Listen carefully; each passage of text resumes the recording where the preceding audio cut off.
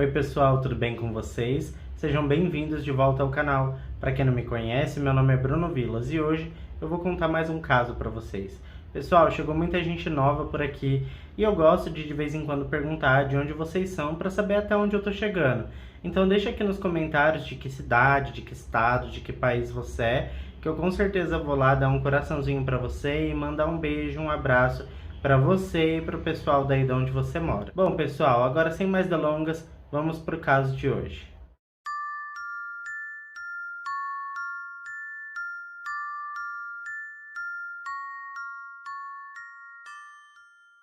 O caso de hoje aconteceu em Arnold, que é um bairro em Nottingham, bem no centro da Inglaterra. Não é um caso tão recente, mas também não é tão antigo assim. Aconteceu em 2011, o que é uma loucura, né, pessoal? Quando a gente para pensar que já se passaram 10 anos desde 2011, nossa, eu já tô ficando velho. Mas pra gente entender todo o contexto, a gente vai ter que voltar um pouquinho mais no tempo. 11 anos atrás, para ser mais exato. Agora estamos em 2000, o ano em que Jacqueline Bartlam e Adrian Bartlam se casaram e formaram a família Bartlam.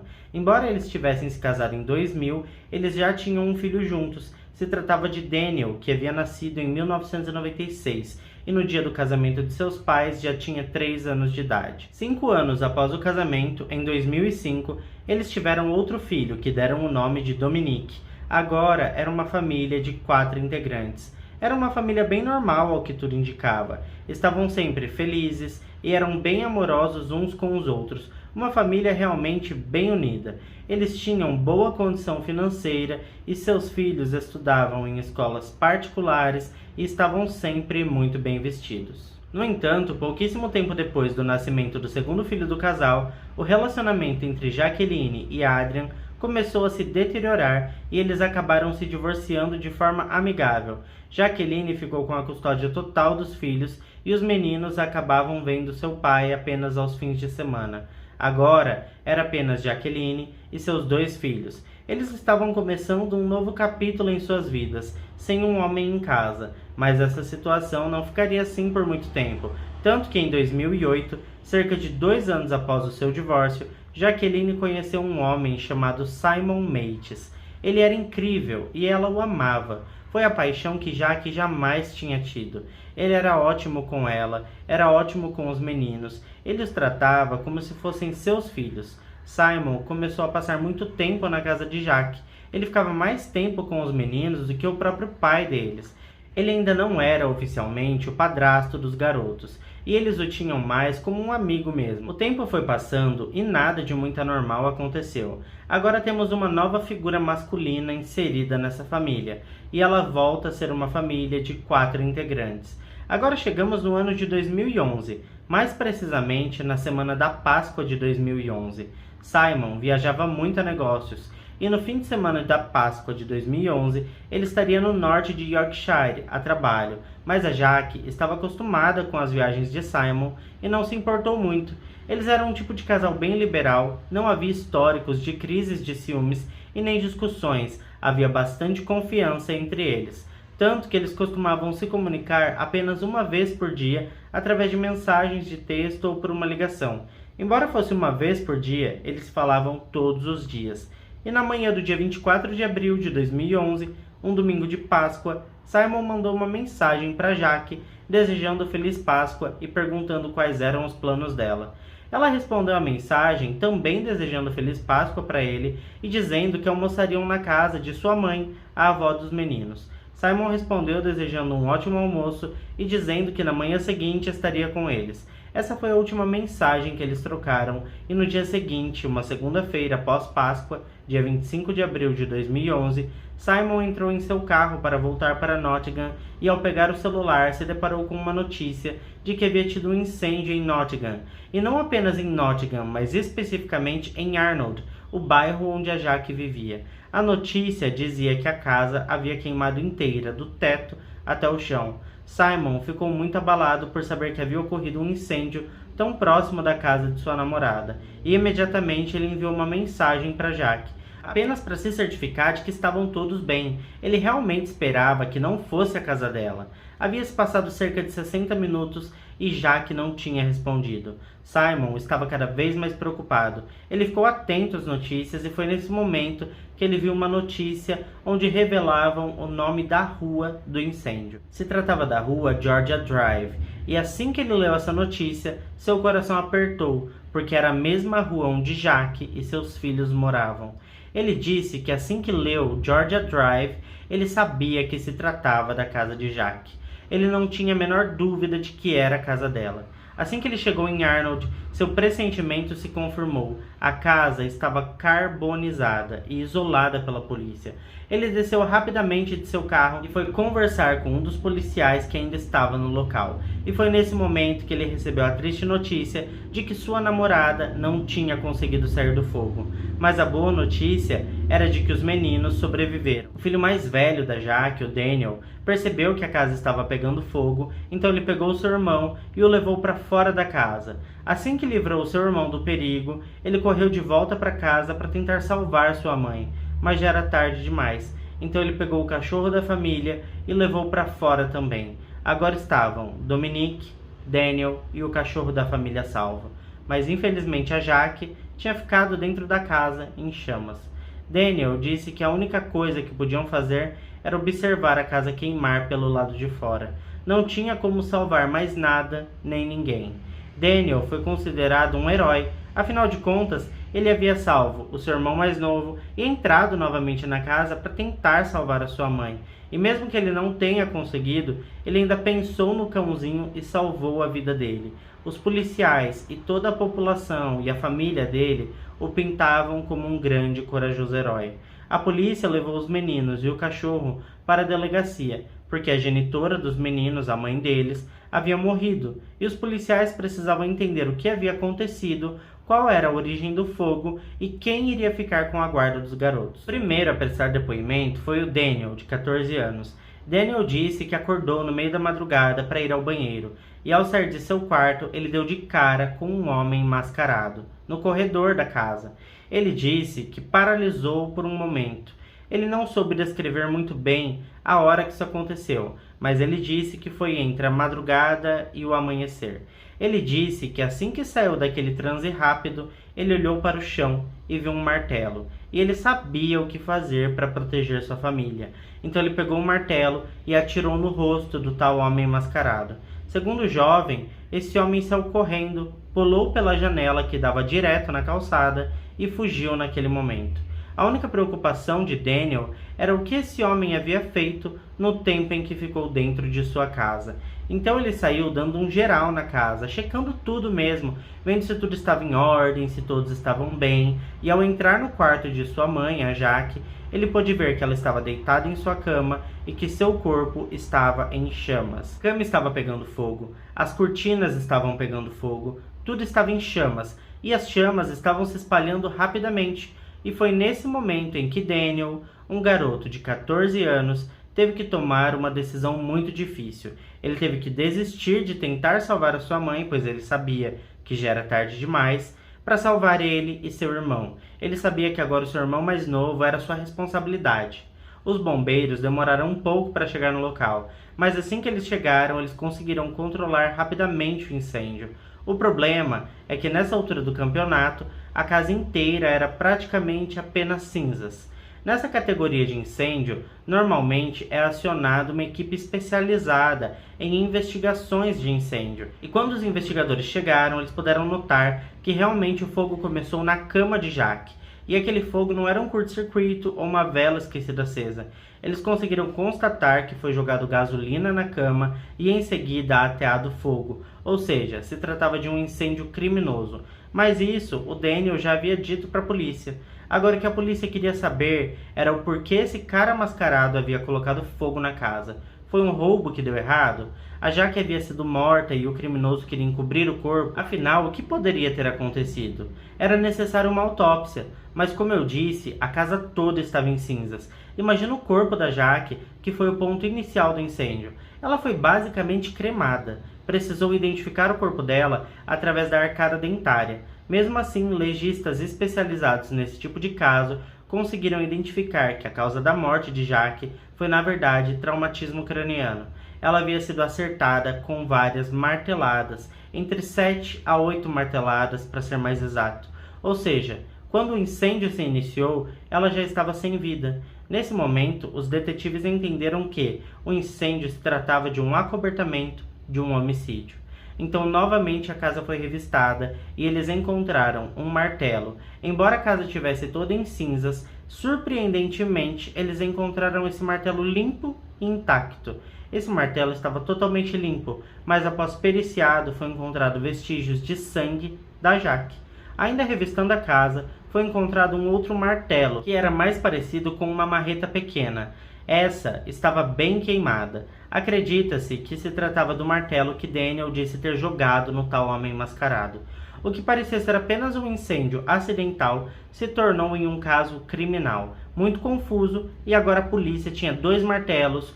Um deles era a possível arma do crime, uma vítima, uma casa carbonizada e uma testemunha que havia avistado um intruso. Mas quem era o intruso? Quem tinha tirado a vida da Jacqueline? Esse intruso atacaria novamente? Qual a motivação do crime? Eles precisavam resolver esse caso o quanto antes. Então, o primeiro passo tomado pelos investigadores foi perguntar aos vizinhos. Afinal, eles poderiam ter ouvido algo ou visto o tal cara fugir da casa. Ou melhor ainda, talvez algum vizinho tivesse uma câmera de vigilância que tivesse registrado o tal intruso.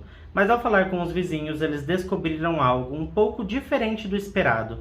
Um dos vizinhos disse que por volta da 1h da manhã, eles ouviram uma discussão vindo da casa de Jaque, e que essa discussão parecia ser entre ela e seu filho mais velho, o Daniel. Eles relataram que a discussão entre eles estava tão calorosa que Daniel chegou a sair da casa e ir para o jardim do fundo e gritar de raiva, o que chamou bastante a atenção dos vizinhos. A Jaque o chamava para dentro e dizia para ele se acalmar e dormir, que no dia seguinte eles resolveriam as coisas. Em poucos minutos a discussão se encerrou e o silêncio voltou a reinar, mas esse vizinho estava atento e ouviu quando a porta do galpão que eles tinham no fundo da casa se abriu e logo em seguida se fechou. Minutos depois ele escutou gritos vindo da casa. O vizinho não foi checar, pois sabia que estava acontecendo uma discussão entre mãe e filho, e ele não quis se intrometer, pois achava que logo eles se entenderiam. Mas o que aconteceu foi um pouco diferente, pois no dia seguinte a casa já estava toda carbonizada, Jaque estava morta e o Daniel era o herói da família. Esse mesmo vizinho também relatou que enquanto a casa ainda estava em chamas, ele saiu na rua para ver o que estava acontecendo e quando olhou para o Daniel, ele percebeu que o menino estava estranho. Isso porque Daniel era sempre visto com roupas sujas, descabelado, não ligava muito para tomar banho. Sua mãe tinha que sempre brigar com ele para ir para o chuveiro. E naquele momento, após entrar 2 vezes em uma casa em chamas, acordar no meio da noite com tudo pegando fogo, ele estava limpo, com os cabelos penteados, como se tivesse se arrumado para alguma coisa. Talvez para causar uma boa aparência, afinal de contas, ele era o herói do momento. Logo após a polícia ouvir o vizinho, eles resolveram levar Daniel para depor novamente, mas desta vez como uma pessoa de interesse. Daniel manteve a história do primeiro depoimento. Ele recontou os detalhes perfeitamente como da primeira vez. Ele não trocou nenhum detalhe, seu depoimento parecia ter sido ensaiado, e o garoto continuava demonstrando ser o grande herói do dia. Mas agora a polícia não estava mais tão convencida. Então resolveram prender o garoto como suspeito de tirar a vida da sua própria mãe e incendiar a casa logo em seguida. O herói agora era o possível criminoso. A polícia não tinha muitas provas. Na verdade, tudo era muito circunstancial, mas o garoto parecia muito suspeito. Mas eles pensavam que prendendo Daniel, talvez o menino contasse o que realmente aconteceu. E caso isso não acontecesse, ao menos eles teriam tempo para encontrar evidências mais concretas contra o garoto. E os investigadores não perderam tempo. Rapidamente eles apreenderam os poucos eletrônicos de Daniel que havia sobrado do incêndio, como seu laptop e celular, por exemplo. Ao verificar o histórico de pesquisas de Daniel, descobriram que o garoto havia procurado recentemente artigos como, por exemplo, como cometer o crime perfeito, como se livrar de um corpo, como escapar de uma casa em chamas e muitos outros artigos relacionados a se safar de um crime. Aquilo não pegou muito bem para o Daniel, e eu acho que ele não deve ter encontrado o artigo onde ensinava que ele deveria apagar seu histórico de pesquisa caso fosse cometer um crime, porque os investigadores encontraram tudo isso fácil demais. A polícia também descobriu que Daniel tinha um canal no YouTube e que o foco do seu canal era cenas de violência extrema, tortura e coisas do tipo. Os psicólogos que estavam analisando o caso perceberam que a maior parte do conteúdo pesquisado por Daniel ou publicado por ele sempre era de meninos jovens que cometiam crimes, e foi relatado por esses profissionais que provavelmente Daniel buscava se identificar com o criminoso e por isso sempre procurava casos onde o assassino tinha as mesmas características que ele, como a idade, por exemplo. Ainda no notebook de Daniel, os investigadores descobriram que o garoto gostava muito de escrever. Havia várias histórias escritas por ele em seu computador e tinha uma história que chamou muita atenção dos policiais. Se tratava de um roteiro especificamente. Antes de eu falar para você do que se tratava esse roteiro, eu preciso dizer que esse roteiro em específico foi excluído do notebook do Daniel. Então o garoto queria realmente destruir aquele arquivo para que ninguém encontrasse, mas a polícia conseguiu recuperar. Nesse roteiro que o Daniel escreveu, havia um personagem chamado Daniel Bartlam, ou seja, ele mesmo. E no decorrer da história, Daniel era um estuprador em série que havia tirado a vida da própria mãe, e sua mãe se chamava Jacqueline Bartlam. No roteiro, o personagem de Daniel tirava a vida de sua mãe da mesma maneira que a mãe dele, da vida real, havia morrido, com os golpes de martelo e logo em seguida um incêndio. O roteiro praticamente retratava o acontecimento da vida real. A história de Daniel terminava com um assassinato perfeito e o assassino sendo visto como um grande herói. A polícia, claro, confrontou Daniel com essas novas evidências e ele se demonstrou arrasado. Disse que jamais faria nada contra sua mãe, que a amava, que estava devastado com a perda dela e que escreveu aquele roteiro utilizando os nomes deles, pois era mais fácil e que ele estava sem muita criatividade. Agora a polícia estava interessada em saber como era a relação entre Daniel e sua mãe. Então eles interrogaram vários familiares e amigos da família, e todos relataram que Daniel era sempre muito agressivo com sua mãe. Ele era extremamente manipulador e a Jacqueline não podia fazer nada que Daniel não aprovasse, até mesmo mudar de casa, por exemplo. Ela queria mudar de casa, mas não poderia ir para uma casa que Daniel não aprovasse. O Simon, namorado da Jacqueline, que passava muito tempo com eles, testemunhou afirmando a mesma coisa, de que Daniel era extremamente abusivo com sua mãe, e que se não conseguisse o que queria, ele literalmente erguia a voz, estufava o peito, tentando intimidar a Jaque até conseguir o que queria. Simon disse que Jaque sempre perdoava o filho, que ela o amava muito, e por isso era muito tolerante. Quando Simon soube que a causa da morte da Jaque não havia sido incêndio e que na verdade a Jaque havia sido assassinada, ele disse que sabia que havia sido Daniel o responsável pela morte de sua namorada. Ele sabia que não havia nenhum intruso e que Daniel tinha finalmente chegado no topo de sua agressividade. Mas como Daniel poderia ter ido tão longe? As pessoas que conheciam ele da escola, os amigos de Daniel, diziam que ele parecia ser um garoto normal. Quem não estava dentro da casa da família Bartlam não imaginava como Daniel poderia ser tão agressivo com sua mãe. Eles sempre eram vistos com muito cuidado um com o outro. A mãe de Daniel dava tudo o que podia para ele. Ele nasceu em 11 de novembro de 1996, em uma família totalmente estruturada. Seus pais se davam muito bem, davam a melhor educação para o jovem, ele estudava nas melhores escolas, não havia nenhum histórico de violência com o jovem, bullying ou qualquer tipo de abuso. O menino teve realmente uma infância privilegiada. A única vírgula na criação desse garoto foi quando seus pais se separaram, mas mesmo assim, a Jaque fazia o papel de mãe e pai, e seu pai também via ele todos os fins de semana. Então o que pode ter feito com que Daniel tivesse cometido tal barbaridade contra sua mãe? O que torna o caso Daniel tão interessante é que não há uma explicação, não há um gatilho, não tem nada que possa ter afetado o garoto de tal forma que explique ele cometer esse tipo de atrocidade.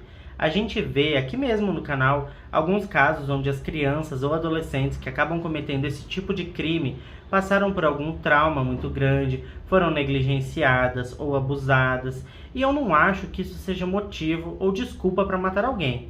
Mas é que no caso do Daniel não havia absolutamente nada que explicasse aquele tipo de comportamento do garoto. Um ponto que os psicólogos colocaram como possível trauma para Daniel é que após o divórcio de seus pais, ele precisou sair da escola particular e ir para uma escola pública. E o que os parentes e amigos do garoto relataram é de que ele não gostou nada da ideia. Ele se sentia superior às crianças que estudavam na escola pública. Ele se sentia acima deles e dizia não querer se misturar com pessoas tão baixas, o que pra mim é insano esse tipo de comportamento vindo de uma criança que na época tinha o quê? 8 anos de idade?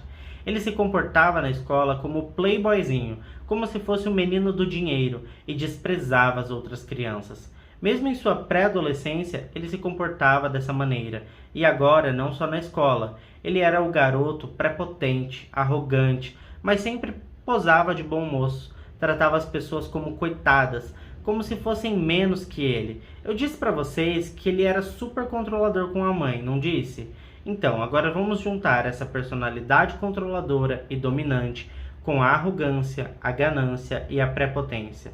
Teve um episódio em que sua mãe queria vender a casa para, junto do Simon, comprar uma casa maior para morarem juntos.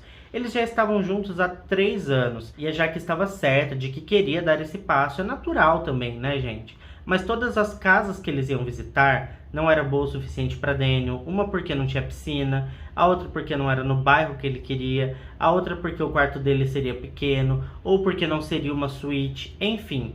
Quem iria escolher a casa era o garoto de apenas 14 anos. O Daniel também não tinha muitos amigos, e na verdade eu acho que ele nem queria ter, pois como eu disse, ele se achava bom demais para os outros. Então as poucas pessoas que Daniel se relacionava, além de seu círculo familiar, eram escolhidas a dedo por ele, e mesmo assim, as pessoas só sabiam de Daniel o que ele queria que soubessem, como se ele estivesse o tempo todo em um personagem. Ele também era muito violento com seu irmão mais novo, o Dominic, sempre levando na brincadeira, mas sempre fazendo o menino sofrer. A Jaque estava tão esgotada emocionalmente de tudo isso, que quando eles começavam a discutir, ela simplesmente se calava e esperava ele se acalmar, porque segundo Simon, se ela insistisse na discussão, Daniel ia simplesmente para cima dela. E ela não queria isso, ela estava sendo vencida pelo cansaço. Daniel estava literalmente ganhando no grito. Teve um outro evento específico onde Simon estava ajudando a Jaque a fazer uma faxina pela casa e se livrar de coisas que não usavam. Mas é claro, eles iam limpar o quarto do Daniel também, e lá foi o Simon.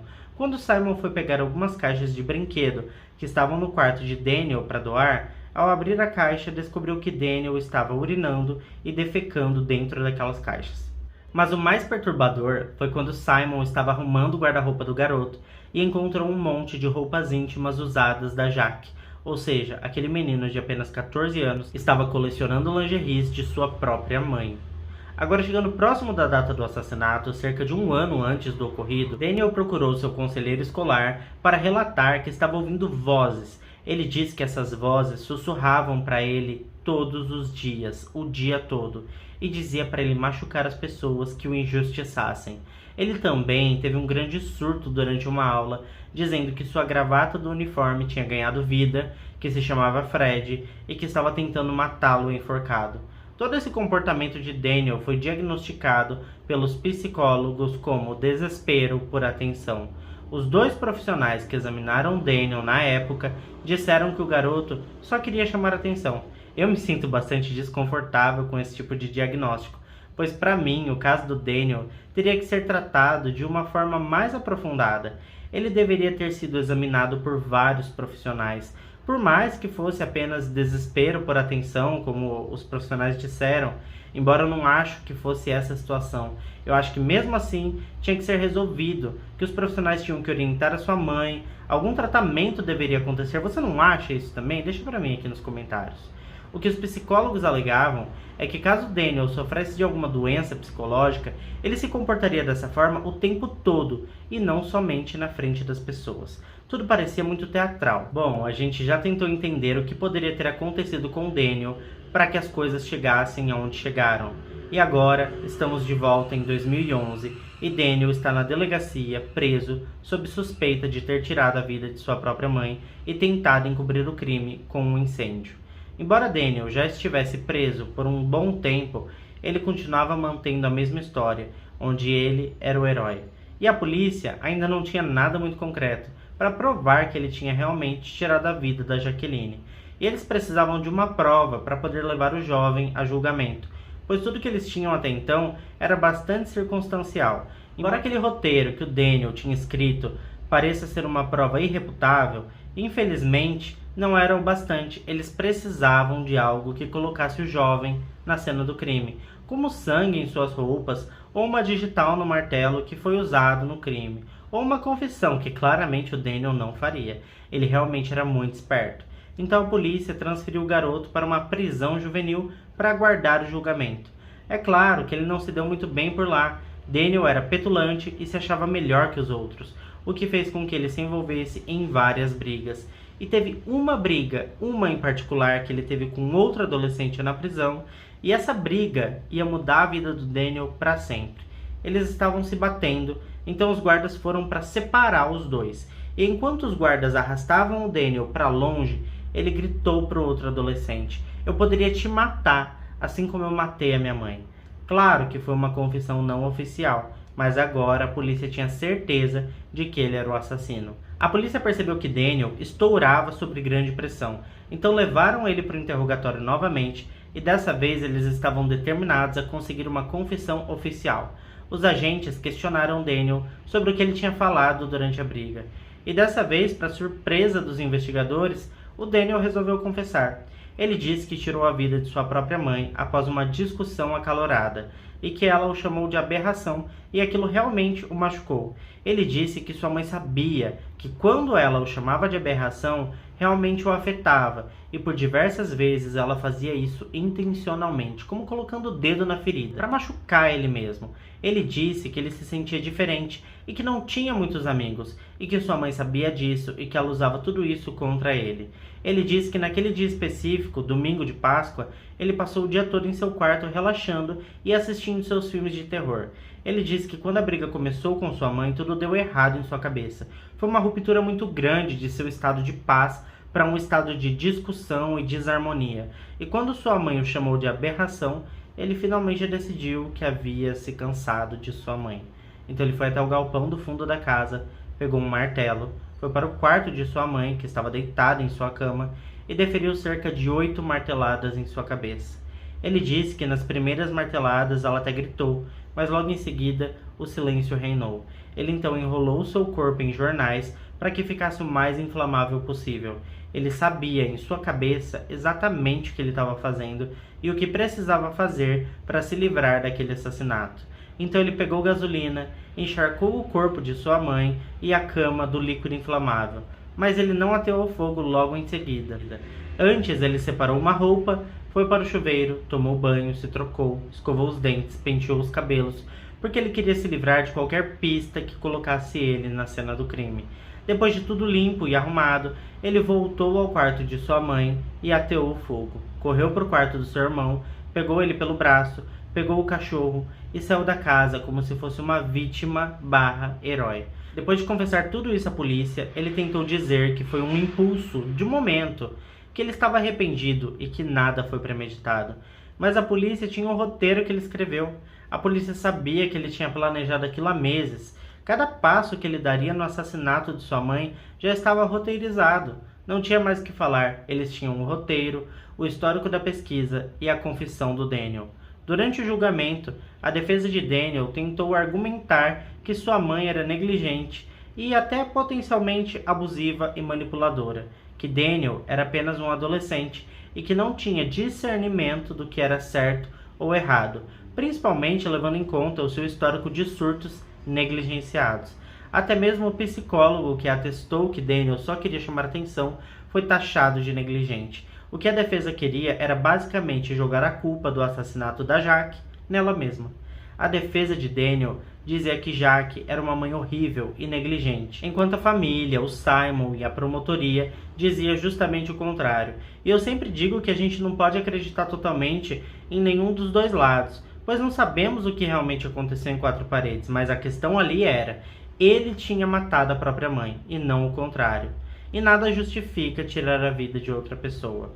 O advogado de Daniel queria provar que não houve premeditação, que foi um crime impulsivo. Então ele perguntou ao seu cliente, diante do júri, se se ele havia planejado a morte de sua mãe. Ele esperava que seu cliente dissesse não, é claro, mas a resposta do Daniel foi perturbadora. Ele disse que naquele dia, não, mas que ele sabia que essa seria a única forma que acabaria aquele relacionamento entre mãe e filho. Ele disse que se eles não tivessem brigado naquele dia, ele não teria matado naquele dia, mas que provavelmente ele tiraria a vida de sua mãe em algum momento. Poderia ser daqui uma semana, daqui um mês ou daqui a alguns anos, mas ele sabia que em algum momento sua mãe o tiraria do sério e ele chegaria a um ponto sem volta. Daniel esperava que essa resposta mostrasse o quanto negligente sua mãe era e que culparia ela pelo impulso dele no assassinato. Mas não foi bem assim que o júri entendeu. Então, após o júri ter ouvido toda a história, tanto da acusação quanto a defesa, eles decidiram que Daniel era culpado de assassinato em primeiro grau. Ele foi condenado à prisão perpétua com um mínimo de 16 anos para poder recorrer, tendo em vista que ele era menor de idade na época. Enquanto Daniel saía do tribunal, ele cruzou com Simon pelo corredor. Ele fez um sinal pro Simon, tipo passando o dedo na garganta, tipo assim, ó, sabe? Como quem diz, você é o próximo. Simon disse em uma entrevista que tem receio de que caso Daniel seja libertado, ele atente contra sua vida, ou a de seu irmão mais novo, o Dominic.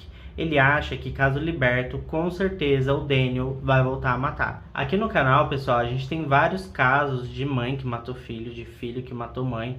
E eu acho que são os piores casos, assim, porque a gente tem uma ligação tão próxima com a mãe da gente que a gente não imagina esse tipo de acontecimento, né?